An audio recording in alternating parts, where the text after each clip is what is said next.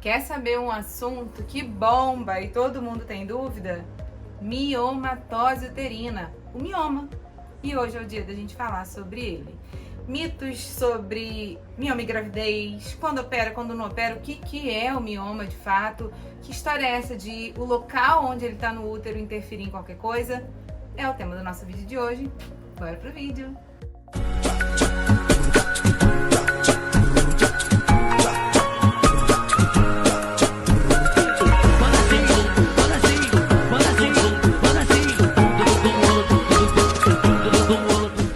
Então bora falar sobre o famoso mioma.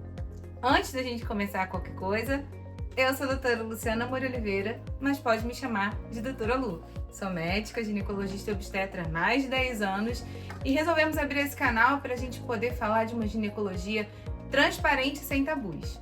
Nosso vídeo de hoje é sobre miomatose. Agora, se você ainda não é inscrito aqui no canal, poxa, se inscreve, curte, comenta, compartilha, fala para todo mundo que a gente começou esse canal e bora falar sobre o mioma.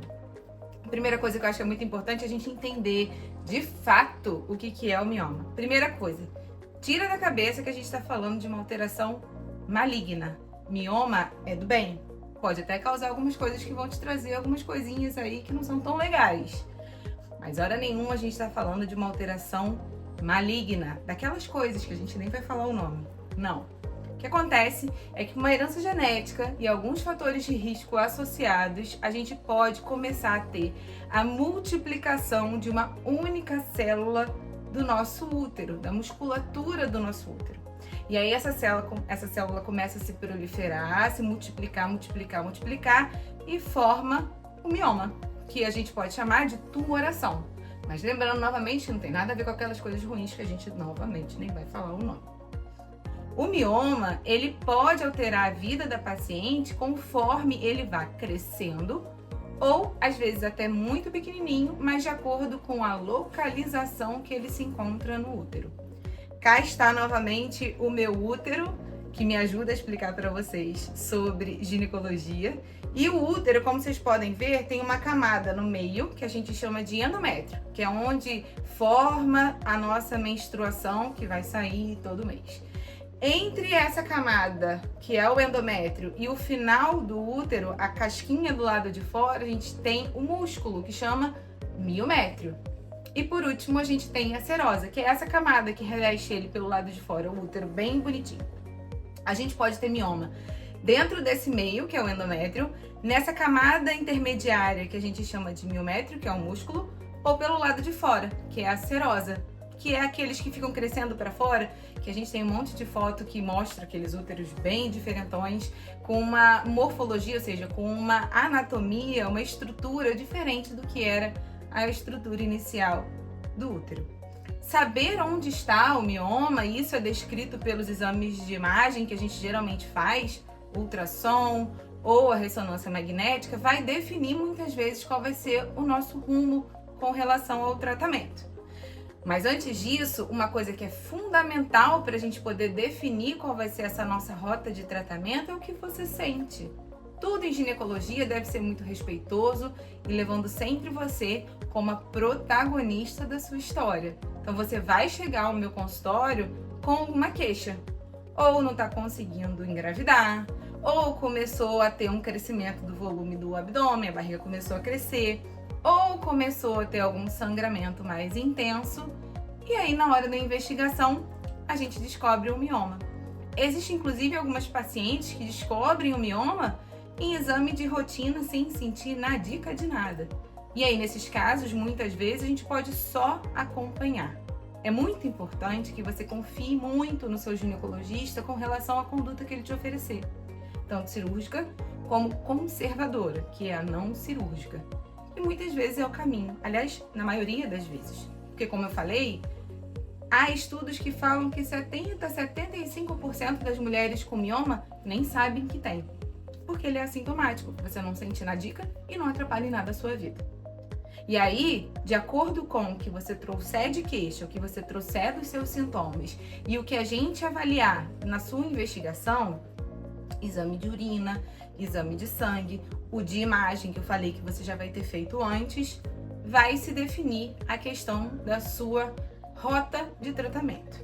Um ponto que também é muito relevante nessa história é que o mioma, ele está muito associado à função dos seus hormônios.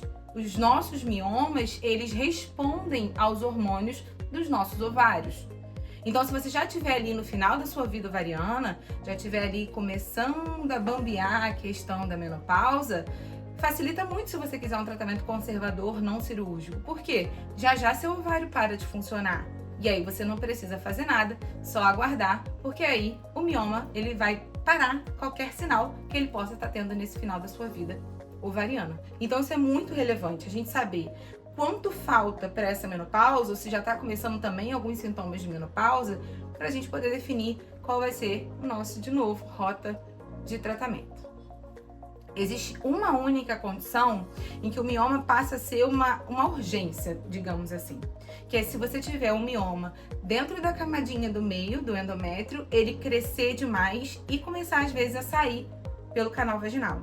Que é o mioma que a gente chama parido. É um mioma que começa a parir, igual o bebê. Mas é só o mioma, é só aquela estrutura que eu expliquei, que são as células do músculo do útero que se multiplicaram. Pode sangrar muito. Às vezes até precisa de transfusão de sangue. Então isso é uma condição que vira uma urgência. Mas raro, não é comum disso acontecer. O comum é a paciente ou ter algum sintoma e precisar fazer um tratamento, e geralmente às vezes é até cirúrgico, ou ela não sente nada e descobrir durante um exame de rotina. Sobre a cirurgia, eu costumo dizer, nada de tirar o útero, deixa ele aí, ele tem outras funções que não só a reprodutiva. Muitas vezes a paciente chega no consultório e fala, não, doutora, tira meu útero. Besteira, porque o útero ele também serve como uma estrutura de sustentação. Bexiga, intestino, todo mundo tem uma relação ali boa com o útero. Deixa ele lá, se ele não está atrapalhando, ele está ajudando. Deixa ele lá. Então a cirurgia, quando a gente tem que fazer alguma cirurgia com relação a mioma, é a miomectomia, que é a retirada do mioma. E pode ser de várias formas. Pode ser barriga aberta, pode ser por vídeo, pode ser pela vagina. Tem vários caminhos. E isso vai ser definido você e seu médico. Seu médico vai dizer as opções que podem acontecer e você vai junto com ele, protagonista da sua história, definir qual vai ser a melhor forma de tratamento. E aí, para a gente poder ter uma ideia, esses miomas, como eu falei, que vão ser de acordo com a camadinha do útero, e os sintomas também vão estar associados a tamanho e a camadinha do útero envolvida. Posso ter um mioma que sangra mais, posso ter um mioma que dói mais, ou posso ter um mioma que vai acabar atrapalhando as estruturas perto do útero com mais facilidade, de acordo com a camada do útero que estiver envolvida. Com relação à gravidez, nossa senhora, muitos antigamente falavam sobre mioma come criança. Não come. Não come, não atrapalha, só se ele estiver competindo espaço com a gestação. Aí, algumas vezes, é necessário a gente fazer a retirada do mioma antes de pensar na gestação, para não atrapalhar. Mas, se a gestação e a gravidez acontecerem, elas podem acontecer em harmonia, sem problema nenhum. Muitas vezes até posso ter uma diminuição do tamanho do mioma durante a gravidez, porque o sangue do útero que ficava lá nutrindo o mioma passa a nutrir o bebê e isso acontece naturalmente. Um ponto importante é, não se tira mioma durante cirurgia para retirar bebê. Então, da cesárea, tem um mioma, aproveitar a cesárea? Não, porque o nosso útero habitualmente tem 6 centímetros só, tico-tico, e na gravidez ele chega a 40. Tudo tá muito mais irrigado, tudo tá muito mais frágil, e tentar retirar um mioma durante a cesariana pode ser um indício de você ter algum sangramento aumentado que você não quer nessa fase, com certeza. Até porque quanto menos problema, melhor. Espera a gestação passar e aí você faz a sua cirurgia para retirada do mioma, caso esse seja o caminho. Existem medicações que podem te ajudar muito também. Existem algumas medicações hormonais que podem diminuir o volume do mioma, principalmente nos pacientes que querem engravidar. E isso aí vai ajudar muito para poder diminuir esse mioma, se ele estiver atrapalhando alguma coisa, e manter a sua fertilidade. O que é muito importante é, se estiver sentindo alguma coisa, conversa com o seu médico para começar a pensar nessa hipótese, nesse diagnóstico. Se não estiver sentindo nada e descobrir um mioma, calma. Tá tudo bem. Muitas vezes o que você precisa é só acompanhar. E nada vai mudar a tua rotina, nada vai mudar a sua vida. confie em quem te acompanha, mas tenha conhecimento para argumentar. Porque é muito legal a gente poder ter esse bate-bola, é muito legal a gente poder falar com a paciente e ela já saber do que se trata sobre a história dela. Pense no que é melhor para você e converse com o seu ginecologista. Se você tem alguma dúvida sobre mioma, deixa aqui nos comentários, vai ser um prazer te responder. Novamente, curte, compartilha, se inscreve aqui no canal, que a gente vai ter vídeo todo dia. Vambora!